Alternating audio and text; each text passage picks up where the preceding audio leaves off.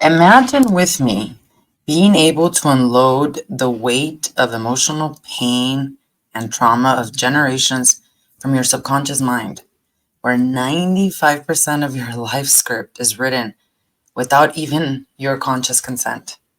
This is the essence of the holistic approach to healing known as rebirthing, which is really all about unloading the garbage of the subconscious mind. Today on the Sovereign Women Movement podcast, we're going to be working through healing generational trauma by learning how to unload the subconscious mind. And to do that, what we're going to be doing is diving into the very, very transformative practice of rebirthing in order for us to disrupt and unload these deep-seated patterns of trauma and emotional pain that perhaps we've inherited from our ancestors that they could not heal. We'll look at what the subconscious mind is, how we operate unconsciously from it 95% of our day. And we'll look at 7 real life examples to recognize if you are operating from some kind of subconscious mind generational pattern. We'll also look through the holistic lens of the very powerful healing modalities of kundalini yoga therapy and A Course in Miracles spiritual psychotherapy to better introduce solutions to rewiring these patterns at the level of the subconscious mind. And you might be asking yourself, well, why is this important? Well, I don't know if you knew, but the subconscious mind is this very powerful domain that literally shapes our reality every single day in ways that we're now only beginning to understand. It's here in the subconscious mind that our deepest fears, our hopes, our inherited traumas reside.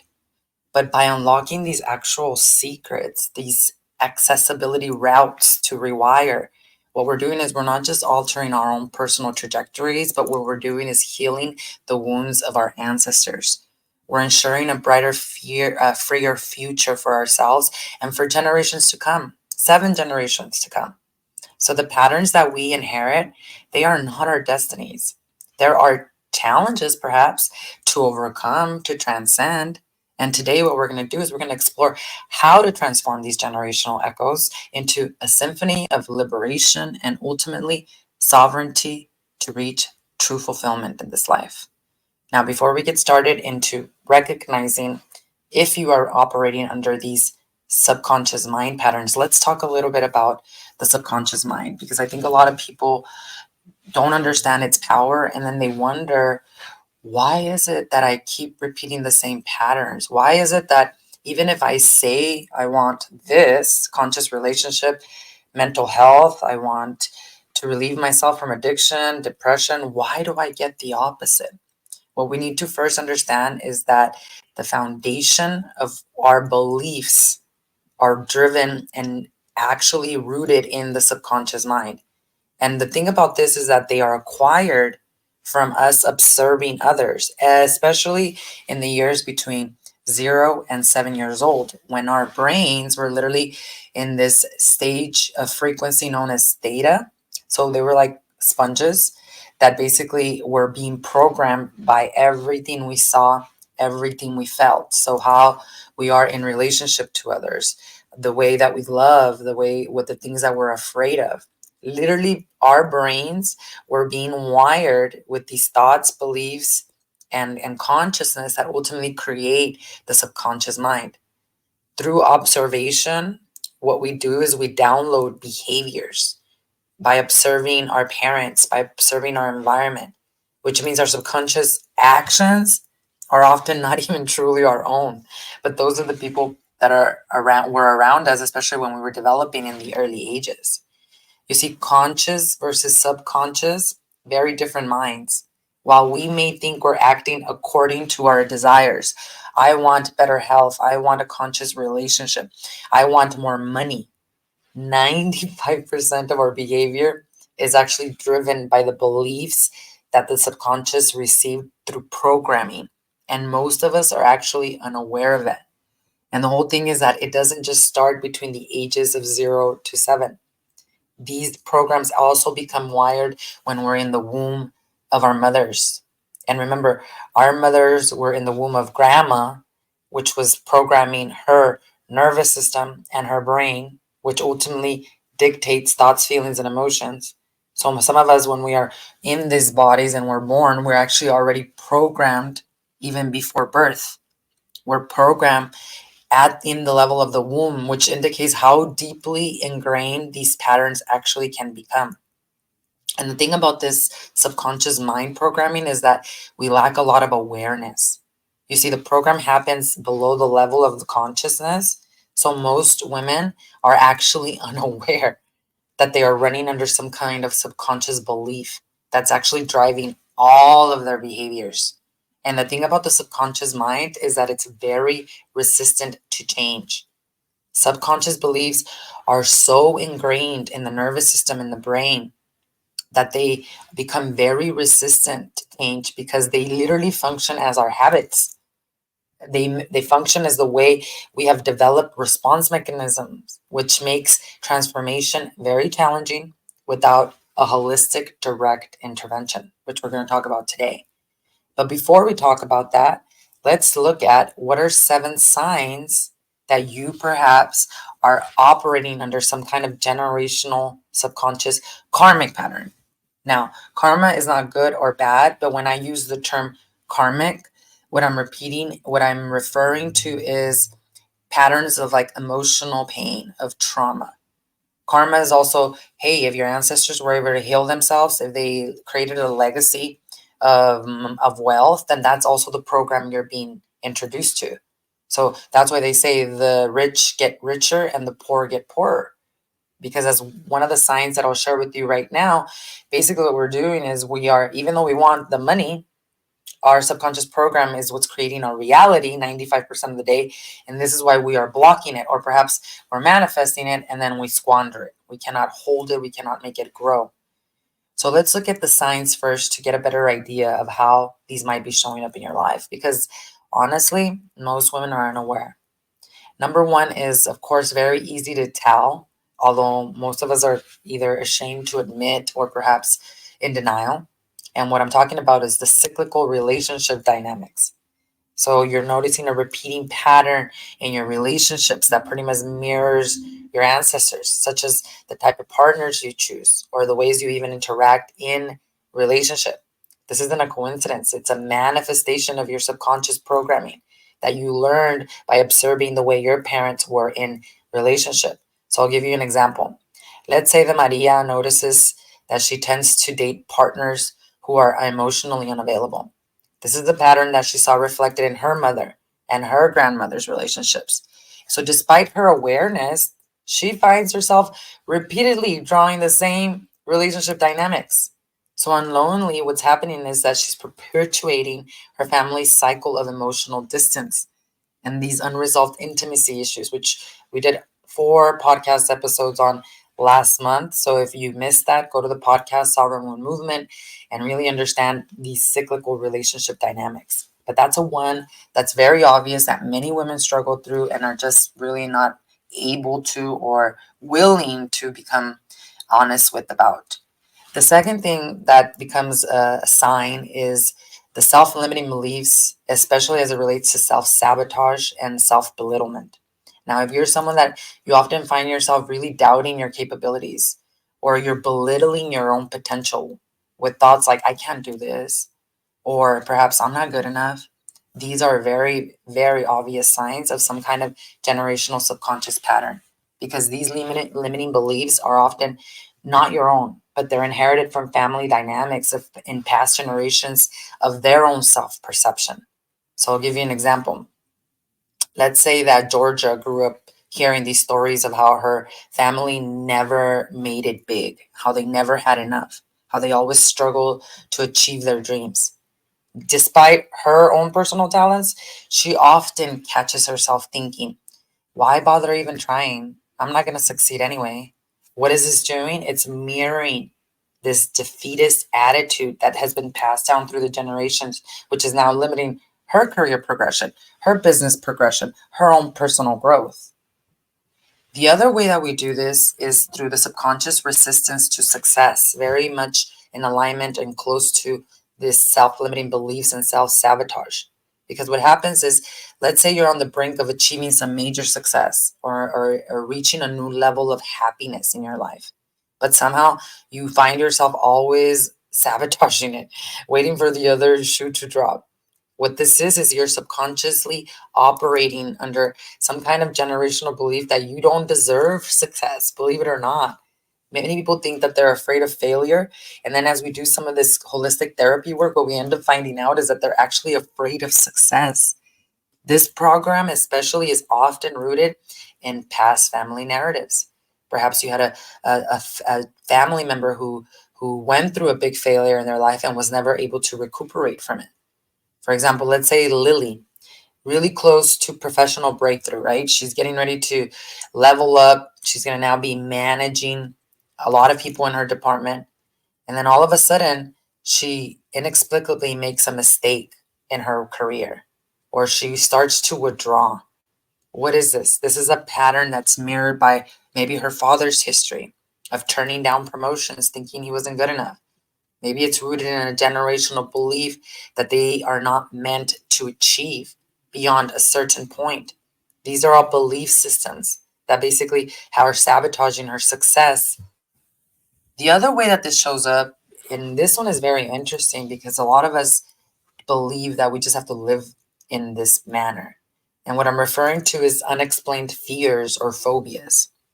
You see, fears that especially seem to have like no basis. Like there are stories where people are afraid of elevators, let's just say, and they find out that one of their ancestors, died in a tragic accident in an elevator or a car accident, and all of a sudden, you didn't know your great grandmother because she died in a car accident, but you or yourself are also very, very afraid of accidents. Why would you have that fear not knowing that your grandma went through that?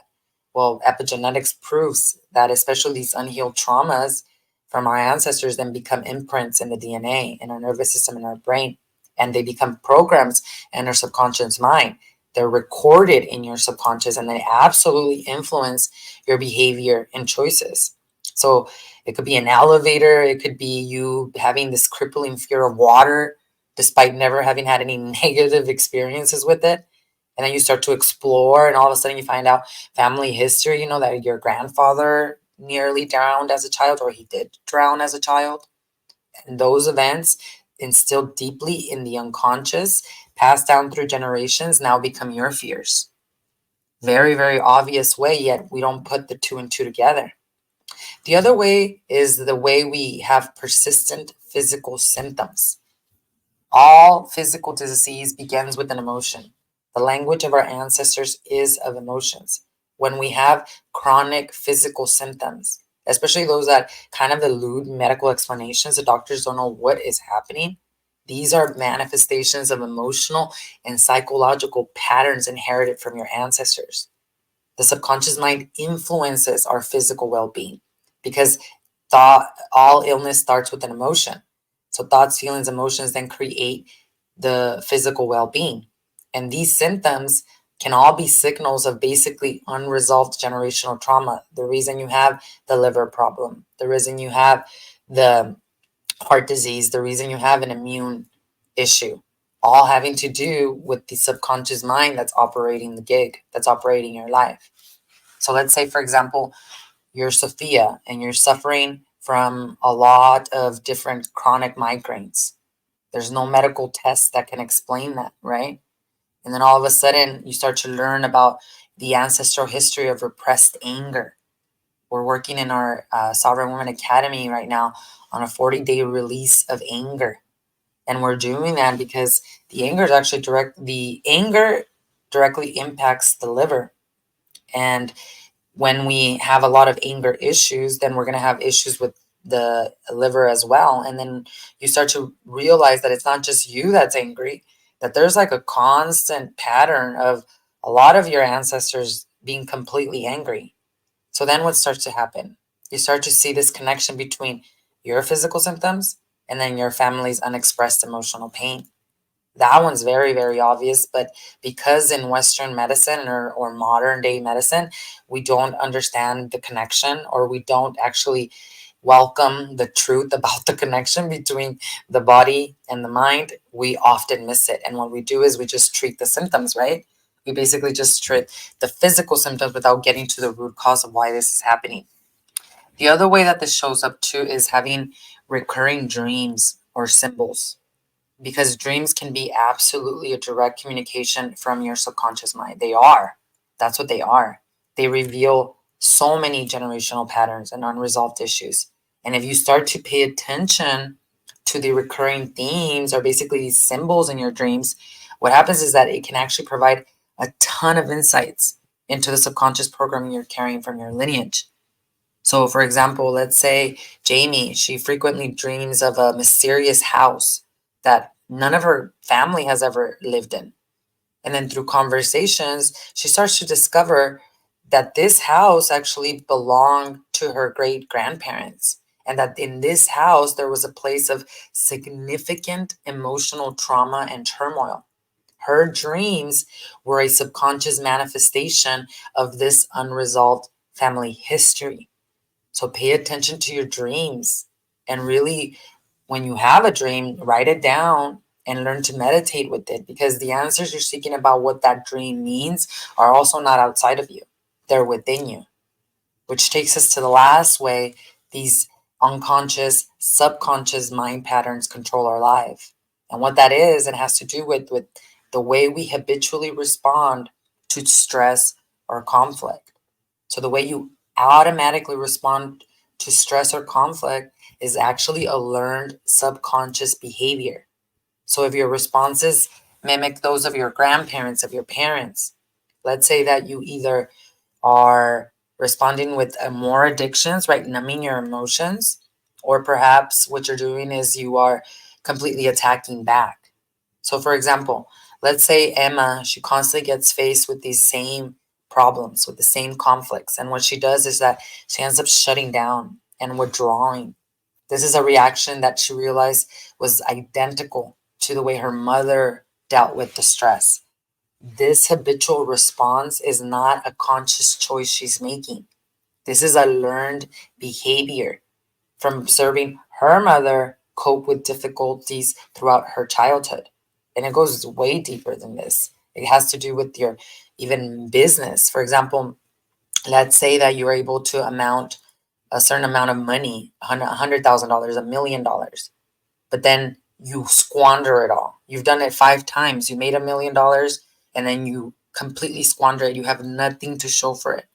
Why is that? Because it's your habitual pattern of how you've been taught to have a relationship with money based on how your ancestors dealt with their relationship with money.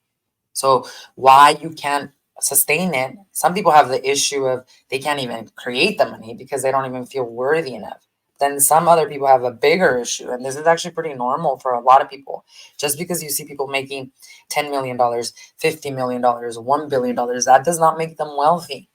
First of all, wealth is not just the amount of money you have in your account, it's the constant flow that you have coming to you, because that then shows that you know how to grow it and that you have a different honorable relationship with money. But if your ancestors did not have a good relationship with money, then how you're going to respond to that money is you're going to go spend it. And you're going to go spend it because you don't feel worthy, you don't feel good enough. And then you also want other people to approve of you. You got the money so that you can keep up with the Jones, right? So what do? You squander it and spend it all. And then you're like, why don't I have any more money? And then you go through the same cycle again. Make more money, waste it all, go through the guilt and shame, and cycle basically rinses and repeats. And then you wonder, why am I so stuck? Well, the reason is because we haven't recognized that we're running and operating under, first, these subconscious mind patterns, and then second, we haven't done anything about changing them. When you are growing, that's what healing is. If you are growing to a new level of your business, the more money you're making, a new level of your relationship. Healing is now you have to do the work, which we're going to talk about next, to deal with your inner demons, to deal with the subconscious mind that is going to try to stop you, because no one else in your lineage has ever entered these heights of consciousness, whether we're talking about money, whether we're talking about healing, whether we're talking about anything. So how do we actually do this? How do we resolve the pre-wiring and programming of the subconscious mind? Well, for this to happen, you absolutely have to take a holistic approach. That's the biggest problem right now. That you cannot go to a doctor and you cannot say, I need you to give me a pill for fixing my subconscious mind patterns. That just doesn't happen, right? So there's no shortcuts. And truly, this is why A Course in Miracles says that healing only happens at the level of the mind. Healing only happens at the level of the mind. And your mind is not your brain. Your mind is your thoughts, your feelings, and your emotions. That's basically your beliefs that then create the vibration of literally who you are. Your body is not some kind of stagnant energy. It is vibration. It is physical. It is a vibratory frequency that is comprised of your thoughts, your feelings, and emotions. So when you want healing, you have to bring healing to the level of the mind. So if you have a liver problem, if you have a heart problem, if you have a lung problem, we don't address the lung. We address the thoughts, beliefs, and emotions that are impacting the liver. So yesterday, for example, somebody asked me, do you know if there's a meditation for cholesterol, for high cholesterol? And it was kind of like a joke, right? Kind of like, is there a meditation for high cholesterol, right? And my response was, I don't treat the high cholesterol. I don't treat the symptom. As a holistic therapist, as a kundalini yoga therapist, I look at the whole and I look at the emotions that are then causing you to have high cholesterol, which ultimately what that means is causing you to pick up the wrong foods or to overindulge in the wrong foods that are then creating the cholesterol. But it's the root emotion. What's going on emotionally with you? Is there anger? Is there lack of forgiveness? Is there guilt? What is driving the fact that you have the cholesterol? So what we have to do is address the mind, the feelings and emotions unresolved, many from past generations, that basically are causing us to move into these very unhealthy lifestyles that then ultimately create the physical disease. So when we do the holistic, when we approach this holistically, meaning we address body, mind, and spirit, we have to go through a 3-part process. This is not a overnight success, because many of you have been programmed on the subconscious mind not only for as long as you've lived, but this is generations and generations and generations of the same thoughts and beliefs that are being passed down in your lineage. So what we have to do is, what I created was basically my method that is known as the AVI method. And I'm going to break it down to you so you can truly understand not only that you can rewire the subconscious mind, but that there is a process and that this process will get you to the root cause. First and foremost, we have to start with awareness. So I just gave you the 7 ways for you to recognize if you're running under subconscious program.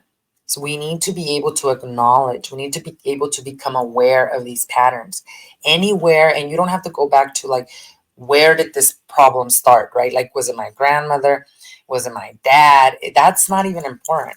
That's not what ancestor, right? Although we do cord cutting ceremonies within my academy, because that awareness does come up many times, but that's not necessary. Wherever you are stuck, if you are having a problem with money, if you're having a problem with your physical health, with your mental health, if you're having a problem with relationships, wherever you are having a problem, that is obvious and evidence that you are running under some kind of subconscious mind. Why? Because if you see it as a problem, it's something you don't want, right? Even though your voice is saying, I want this, and you're creating this, then obviously that means that your subconscious mind is creating that. Because remember, it runs the show 95% of the day. So most of us are not even aware that we're under subconscious mind pattern. So it's almost like you learned how to drive, right? So at the very beginning, when you were learning how to drive, it was not that easy, right? You were more cautious, you were paying attention, all these things surrounding you, you were making sure that, that you were being safe. But then with time, you drove so much that it just becomes like a reflex, right? That's what the subconscious mind is. So just the way it can be programmed, it can be rewired. It's a really good learner, actually. But the thing is that we don't first do the first step, which is awareness. The first step is, hey, what is going on? Why not? I'm not victim, because that's what usually people do. They'll be like, I keep getting the unconscious men in my life, relationships, my money keeps disappearing. And then what do they say? I'm just unlucky. It's not for me. God is trying to teach me a lesson. We come up with all these crazy excuses. So the first step is to have the courage, to be aware that you are repeating some kind of generational karmic pattern that is not serving you. After we do the work of awareness, it's a 3-phase process within my academy too. What happens is that we then have to work with vitality, with chi, with energy. Because what happens is we when we are unconscious about our thoughts, emotions are energy in motion. So if we are unconscious about our subconscious thoughts, those unconscious thoughts are actually eating up our energy field. They're eating up our vitality, our chi, and they are creating cortisol in the body, adrenaline in the body that is making you very sick. This is where the diseases come: liver, heart, lungs. It's the fact that your thoughts are so unconscious and they're so geared towards the generational trauma that was not healed. You don't even know you're having them. Remember, the body keeps score. So then, as you're having these thoughts, they are depleting your life force energy.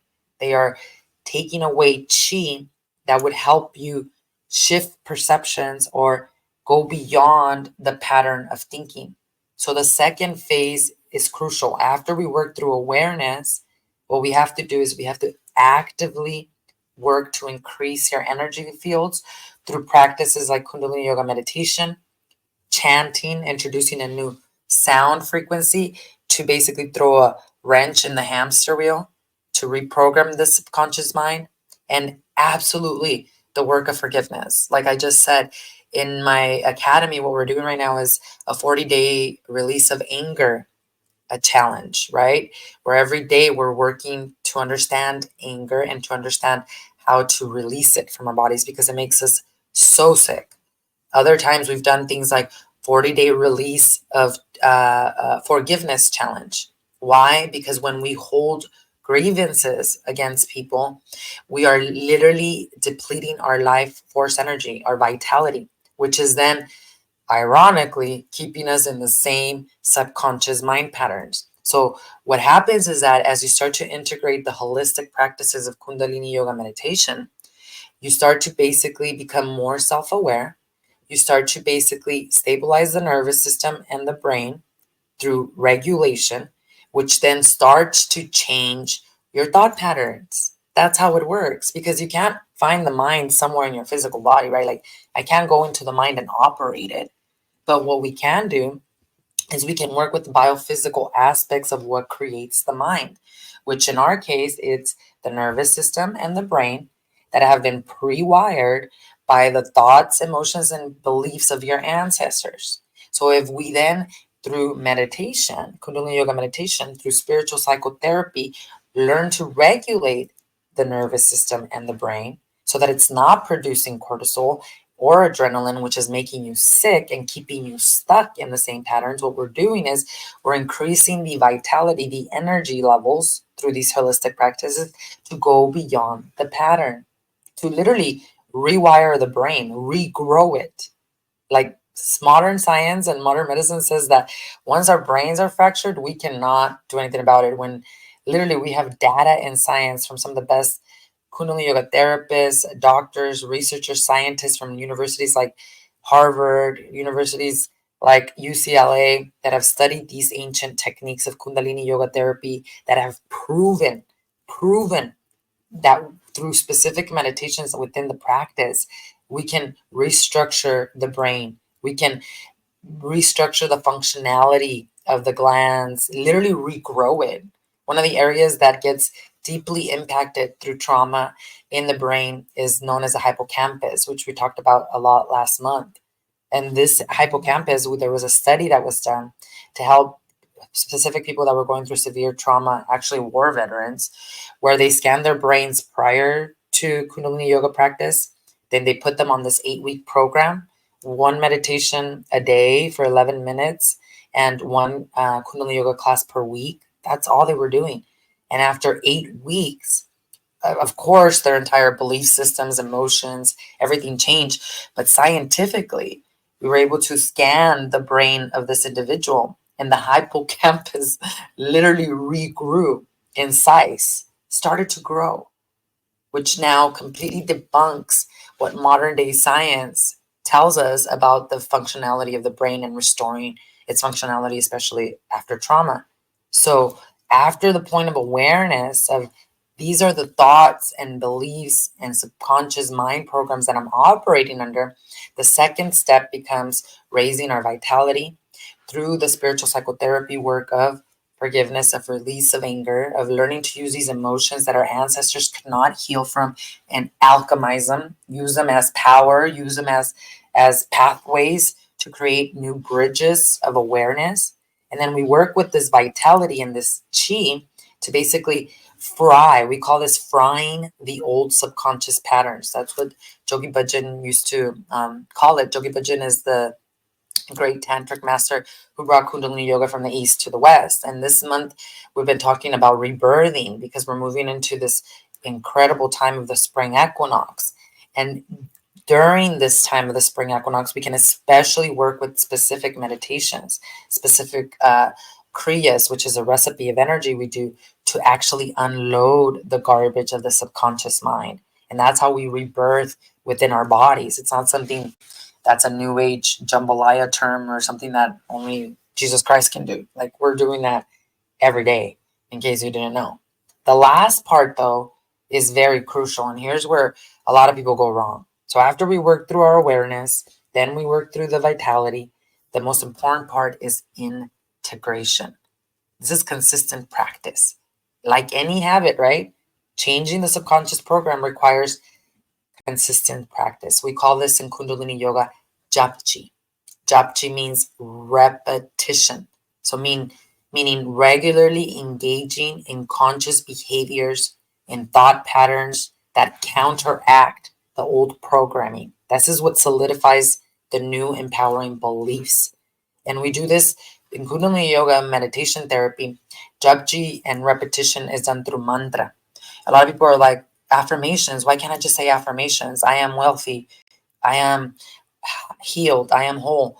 That's great. And I'm not saying that they will not work. It's just going to take a longer time because the English language was actually created to really hide the essence and the core power of a lot of holistic teachings and even spiritual practices. This is why our brother Jesus Christ also spoke in parables, right? Because the English language has a way of not really allowing us to understand the depthness of what it is that we're really dealing with. Where it comes to mantra, in Kundalini Yoga, we chant specific mantras. There's a mantra that I've been chanting for more than 1,000 days now. I think it's like 1,000, 1,090 days, 1,000, something like that. This is a sound frequency that's created from the science of sound. The practice of Kundalini yoga meditation therapy is an ancient technique that came to us thousands of years ago before even religion. And it was created through the foundation of understanding the science of sound. So you chant this particular sound, you're going to get this result in the brain, in the nervous system. This is what scientists and doctors and therapists are now studying in universities like Harvard. So when you actually integration and the repetition of mantra is way more powerful than you just affirming something new, because now we're dealing with an actual science that's going to change the patterns of the subconscious mind. For example, we have a specific mantra that works with abundance. It's called the billionaire's mantra. So this billionaire's mantra is basically going to help you with any beliefs or lack, anything that has to do with poverty consciousness, lack consciousness. There's a particular sound that then you use to change that particular sound frequency. There's also other mantras that help you, let's say, with your repeating cycles of toxic relationship problems. There's a mantra for that as well.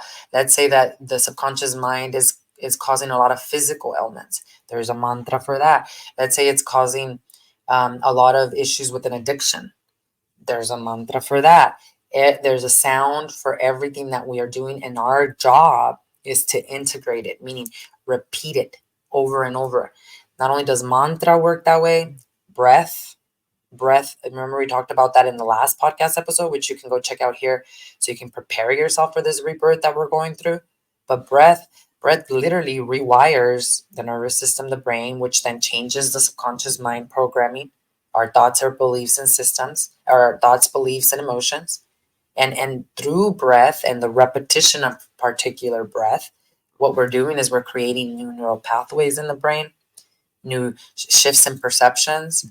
So all these things are tools that are within you. You just need the right system, the right process, and how to use that sound, use the breath, use the way you position your hands to actually make that alchemical shift within your body, within your mind, within your spirit, which is why it's important for us to regularly engage in these conscious behaviors, because not only is it changing it at the root, but now you're also fostering an environment where healing can occur. If you're not integrating these holistic healing practices and you want to heal, you're not creating the environment for that to happen. So even you praying out loud to God and to Jesus Christ is not going to make that happen, because your subconscious mind is so powerful that it's going to continue to block those things from you, which is why it's so important for us to understand that we are not dealing with symptoms here, and we're getting to the root cause, and that there is no fast, easy fix pill. There are some subconscious mind patterns and generational traumatic patterns that I disrupted very quickly.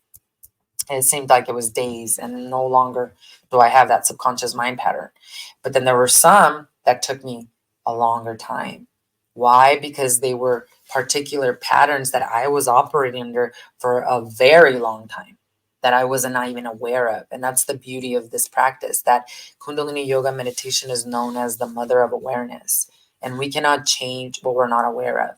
And that's the whole thing. Like, people, you wonder why, if it works, if there's doctors that say that this changes your subconscious mind, therapists that says this changes, that heals your brain and your nervous system, why isn't everyone doing it? Well, first of all, we all carry our own level of karma, right? That literally prohibits us from aligning with these sacred practices and to heal ourselves. But second, literally, our subconscious mind is so strong that we are not giving ourselves permission to heal. We truly just assume that we have to live with the same problems that we keep repeating over and over and over again. And I can assure you, because I know this happened to me, that I didn't even know for a long time I was repeating that. Again, people will just jump onto the victim mentality of life is not fair, God doesn't love me, or God is trying to punish me for what I did 50 years ago, or whatever that looks like. We just kind of assume and surrender, and we just kind of accept it. And then when the work does become available for us, there's a lot of other caveats, because you have to understand that trauma, and this is what I always tell my clients, especially when they first start working with me, healing and breaking, disrupting generational karmic cycles is not a walk in the park. It is not all love and light. What happens is, you have to imagine it this way. Trauma is like, think of one of those expansion balls. I saw Dr. Levine talk about this in this way, where it's like a ball of energy you're holding, right? And when you first begin the trauma work or the healing work, what starts to happen is you're actually being invited to start to feel all these emotions that you haven't felt for a long time, right? That are running your subconscious mind. So when we start to do this work, what starts to happen is you finally start to feel some of these subconscious beliefs and thoughts and emotions that you've been hiding, that you've been running from, whether that's through an addiction, numbing your emotions, whether it's through denial. I mean, the subconscious mind is so powerful, so powerful. This is also why, when you practice plant medicine. So when I went to the Peruvian jungle to work with Mother Ayahuasca and San Pedro for 17 days, when you work with these plant medicines, what they do is they completely collapse the barriers that your subconscious mind has created to make you feel safe or to protect you. They completely collapse. And in ceremony, you're shown everything. And a lot of people can't handle that. That's why we need to be very careful with our approach to working with plant medicine, because it will show you everything. And if you don't have the capacity to then integrate that, which we talked about right now, it can be a psychic shock. It can actually make you worse than better. This is why the holistic approach of like my academy, the Sorrow Woman Academy, is a safer, I would say, not that I don't trust plant medicine. I really do believe in plant medicine. I do believe that it will help heal so many people. And I think with the combination of integration of like Kundalini yoga, it will absolutely be revolutionary and life-changing. But Kundalini yoga meditation and of course the miracle spiritual psychotherapy also do the same thing. And the reason that is because as you start to do these practices, what starts to happen is you start to feel emotions that you've never felt before. And because of that, you start to kind of go from this to expand. And that in that contraction, now I'm feeling them. I feel like shit. This is horrible. I'm never going to get out of there. There is an expansion that happens. And then it happens again. This is why the healing journey is not linear. It's cyclical. So then you go into meditation again. And this is why meditation is not a place where you go into a coma or you can't have any negative thoughts or you have to sit in complete stillness. Kundalini yoga meditation is very active and it's very good for people that have gone through severe trauma, because it is so difficult for someone who's been through severe trauma to sit still. So it's a very active type of therapy work where we're chanting, where we're breathing, where we're using these aspects of ourselves to release the memories from the body. So what starts to happen is you start to feel the emotions more, you contract and then you expand. And then you feel the emotions and you contract and then you expand. Contract and expand. So then you get to the point where it starts to become more like a reflex, contract and expand. So you stop resorting to the ways you dealt with your pain before, denying it or numbing it. And you get to the point where it expands so much that the trauma actually starts to fall off. And what I mean by falling off is that the subconscious mind has changed the wiring. The brain has changed the wiring. The nervous system is now regulated. So these memories of these traumatic experiences that even your ancestors experienced literally start to fall off the body. Because remember, the body keeps score. So because this is a process of continuous repetition and integration, we have to be aware also of the common pitfalls that come with taking this approach. Because ultimately, in order for us to rewire the subconscious mind from these generational patterns, we have to go through awareness. We have to go through the process of vitality, increasing our chi. We have to go through the process of integration. So what happens is that the pitfalls that start to show up is we got to really be okay with the triggers or the ways that the subconscious influences us, and we have to learn not to dismiss them or underestimate the power of the subconscious mind to actually create these behaviors. So we have to be okay with self-awareness. And again, a lot of people are not okay with that because we have been operating under the victim mentality and program for longer. And it probably has a lot to do with that. You haven't been seen, you haven't been validated or acknowledged for the pain you've been through.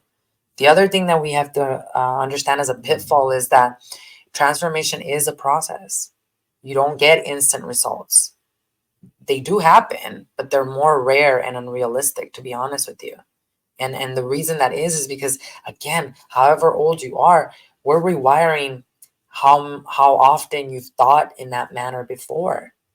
So there's no magic pill. There's no band-aid that you just put on it. We get to the root and we repeat, rinse and repeat until this falls off. And the other thing about these pitfalls is that we have to be okay with journeying through very deep emotional work. I call this shadow work. And it is challenging because you start to realize that as much as you are the problem, you also are the solution, though. This is why having a mentor, seeking support, having a community is not just beneficial, it's absolutely necessary. It's absolutely necessary so that you can see other women that have been where you are at and that are where they are now.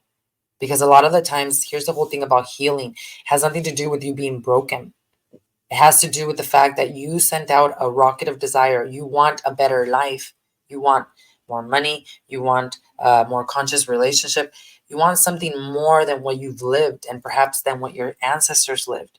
So even if you acquire that, let's say you get the healing, or let's say you make that $1,000,000, then there's going to be a next level for you to grow to, right? And you're going to need more healing then. Why? Because you've never reached $10 million. You've never reached that level of intimacy in a relationship. So what's going to happen is not that the world is going to come after you, not that, God is going to test you now. It's your own inner demons, which is basically your own inner subconscious programming that's going to show up as challenges, which if we're still on our victim mentality and if we haven't done the healing work, then we're just going to think we're victims. We're not going to realize that the real demons that we're fighting are from within. It's our beliefs of what we think we deserve, what we think we're worthy of, what we think we're capable of. So really, it's about us being okay with this emotional work that becomes challenging, and being okay with seeking support and help too. Someone who's already done it to help you actually get to where you want to get there, which means we've got to adapt a mindset of openness, of courage, of compassion, which does get developed with the stabilization of your nervous system. When we start to regulate our nervous system, when we start to basically rewire the brain with these holistic practices of kundalini yoga meditation therapy, and of course, a miracle spiritual psychotherapy, then you start to develop compassion. You start to develop courage. Your mind becomes even more open. We just have to have a little bit of that at the beginning to give ourselves permission to heal, to know we are worthy of healing, and to know that everything in this world is healable. Everything. So when resistance arises, what's crucial for us is to reassess and to realign. And that's where, again, being part of a group coaching program, an academy, having a mentor is going to help you, because doing it on your own, you're going to think either you're going crazy or perhaps you're not good enough, or even the ego is just going to say, you don't need this. Oh, you don't need this. You got life. You got it. When that in itself is a defense mechanism from the ego or identity to all these trauma stories to continue on that path. So what's important for us is to really be able to celebrate progress as we move, and to learn to be patient, because infinite patience produces immediate results. But it does get to the root cause instead of band-aiding or putting a short-term solution for a long-term problem that will never be disrupted at the level of the DNA. So as we conclude today's podcast episode, I want us all to remember that especially this journey of generational healing is a very profound one. It takes a lot of courage, and it takes you choosing yourself to be the cycle breaker. The ancestors choose everyone. No one is more special than others. You have to say yes to the call, because the path of healing generational trauma is a very sacred one. It's one that leads not just to your personal liberation, but also the healing of your entire lineage. So now I'd love to hear from you. What questions, what comments, what reflections do you have? What I'll be doing is I'll be going live in my closed private Facebook group, which is complimentary for all women, where I'll be sharing specific techniques to help you understand how to rewire the subconscious mind. So join us there by clicking on the link below in the description, or you can find us on Facebook at Sovereign Women, just like that, Sovereign Women. So it's facebook.com/groups/Sovereign Woman. You can join us there, and we can work together with this technique specifically to help you do this. And of course, I'd love to hear from your own reflections. How did this resonate? How has this shown up in your life? Do you recognize any of these signs within your life? And more importantly, are you ready to disrupt the pattern? Thank you so, so much for joining me today on this very, very sacred journey of healing generational karmic patterns, disrupting them at the level of the DNA. Remember that the key to unlocking your full potential and to healing generational wounds lies within you. In the depths of your subconscious mind, we can continue to rewire these patterns, so that you can foster a legacy of wellness, of understanding, of liberation, not just for ourselves, but for generations to come. Thank you for joining us, and I'll see you in the next video. And of course, thanks for subscribing. Thanks for liking. Thanks for sharing. I'll see you next time. Sadhana.